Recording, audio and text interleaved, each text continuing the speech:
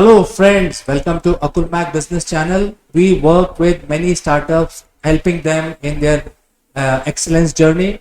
We also help a lot of organizations in their sales and marketing endeavor.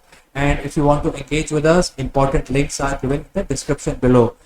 My name is Chandrakant. I am the co-founder and president of Akulmach Technologies. And today I would like to talk about mind mapping techniques. Rather, I will introduce you to these concepts which will help you create a beautiful strategy, a foolproof strategy for your company.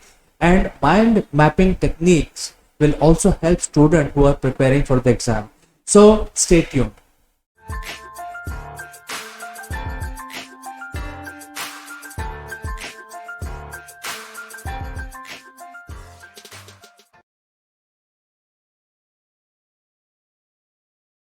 Friends, while working on the strategy, things can get very complicated because as a leader, as a CEO, you are thinking about too many concepts, too many activities which you need to take care, and everything has to mash together like the cogs of the gear, and everything has to move nicely for the strategy that you are planning to work effectively.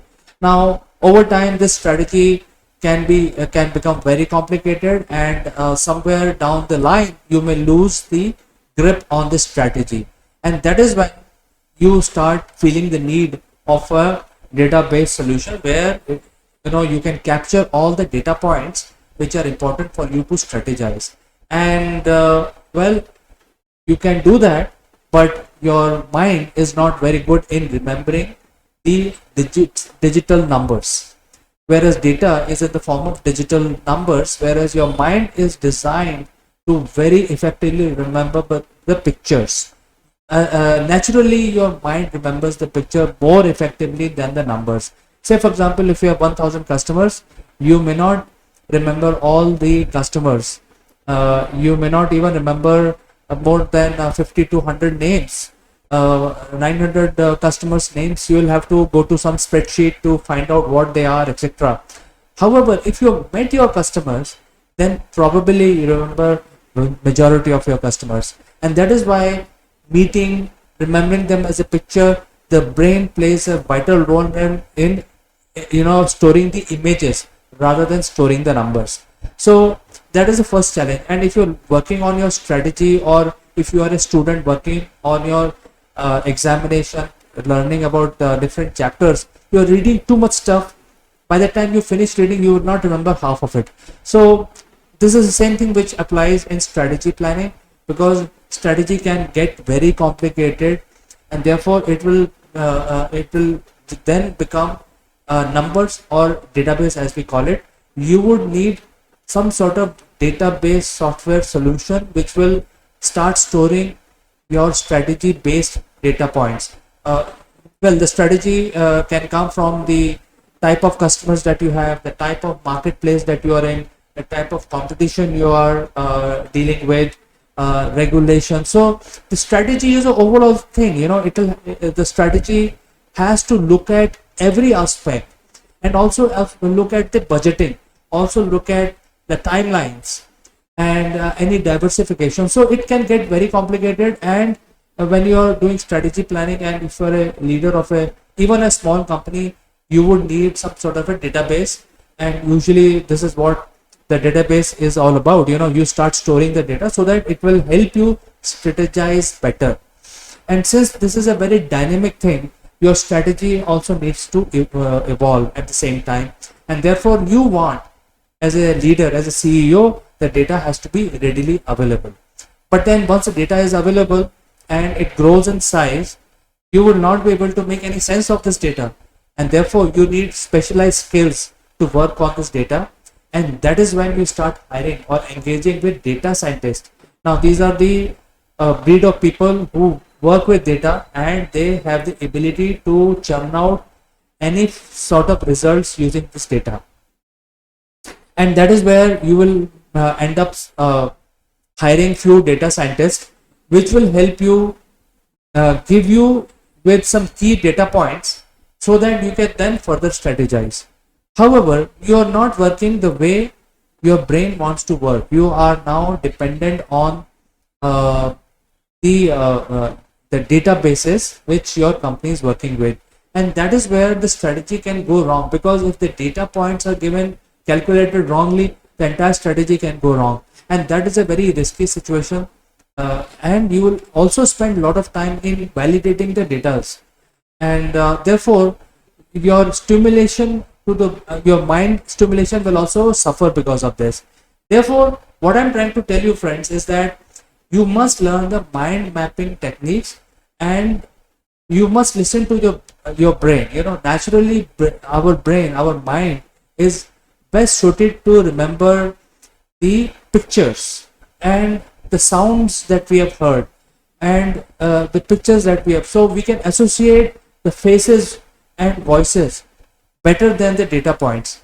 And that is why all I'm trying to say is that we must do mind mapping. I will in this video I will introduce you to some of these techniques, but important thing is we must listen to our mind in order to basically learn the art of mind mapping, and then using that for strategy planning and also preparing for our exams. So this is a simple mind map which I'm talking about here.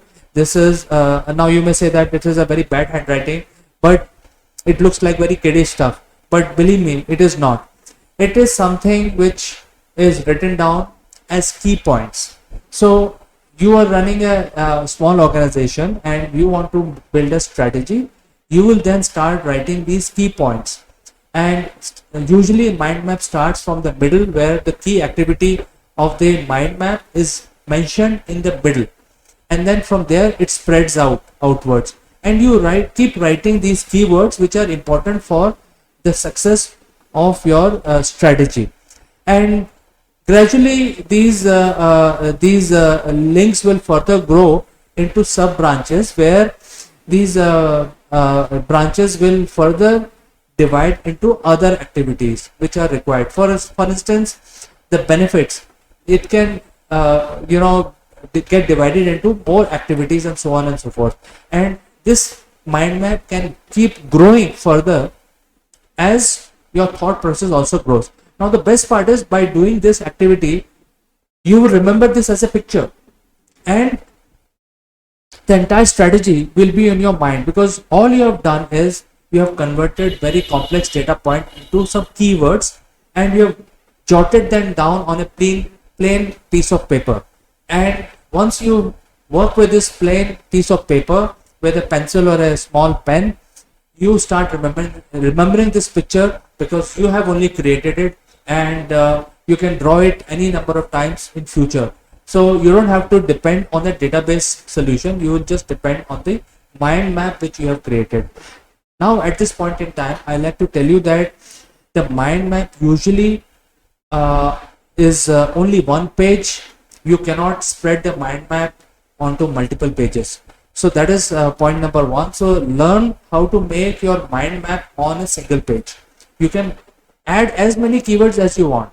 Second thing is, make sure that you have a white plain piece of paper, and if there are lines on it, it will then create a lot of confusion later on, because if you have too many keywords later on in your mind map, it will create some hindrance to look at it or to remember it nicely.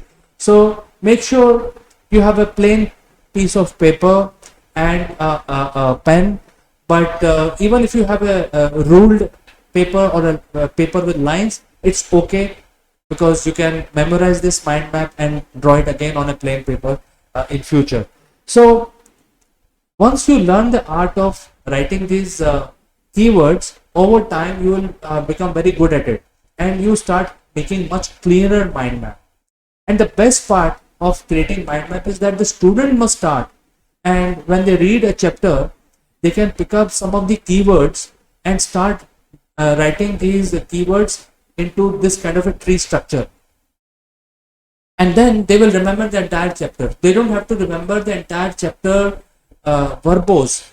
They will only remember the keywords, and these keywords will help them score very high grades in their exams, because then they don't have to mug up the entire chapter. All they have to do is divide the chapter into keywords and this image will be remembered by your brain beautifully, because that's what brain does.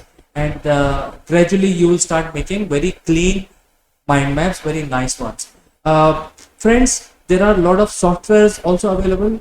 Some are paid, some are free, which will help you create this mind map. But the best method of creating the mind map about any problem statement or any strategy or any chapter is the good old fashioned plain white sheet of paper and a pencil or a pen. And over time your mind map can grow, become much bigger, much complex. And if you're running an organization, you may have a pyramid structure. You can actually have the mind maps having those pyramid structure also included in this, and maybe some of the branches can branch out into the mind map of the team. So you can actually hand over at some point to your team, and your team members can again start working on the mind map, which will get connected to your mind map.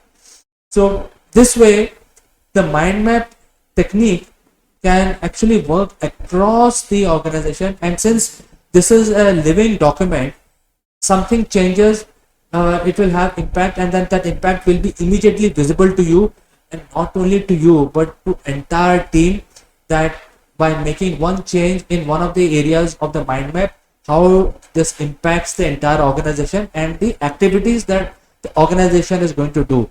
So therefore this is a technique which we must pick up and learn, and the best method to do that is, if you start tomorrow or right now after watching this video, you take a piece of paper, whatever problem is bugging you, you start jotting down first the problem in the middle, and then branching out, scribbling, don't bother about the handwriting, etc. Scribbling what needs to be done to tackle that problem, and then gradually start working on this mind map. And once you are quite good at it, you will immediately see a lot of benefits of this. And the biggest benefit is that it stimulates your mind. You are now working with your mind, the natural abilities of your mind to tackle a problem, to basically strategize and so on. It also brings a lot of clarity, because this is on one page.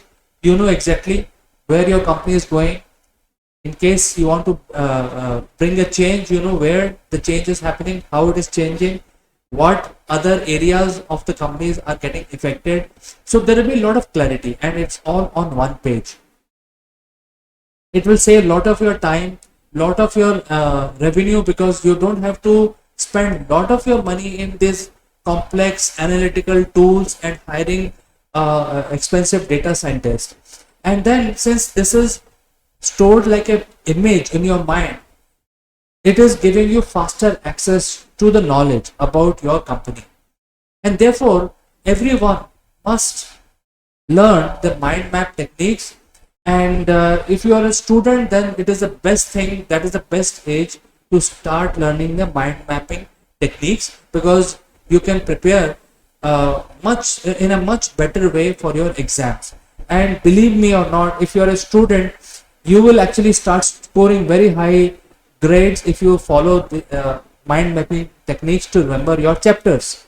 And over time you will become a very successful professional, because by creating different mind maps, you will be able to tackle a lot of complex problems by just remembering the keywords and noting them down, scribbling them down in a tree format in your mind map. Now this is a video only about the introduction and telling about the importance of mind map, but if you want to reach out and learn more about it, you can access the links in the description below and book a slot, and we can help you with your mind map journey. So friends, I look forward to receiving your comments, and as always, thanks for watching, and I will catch you in the next one.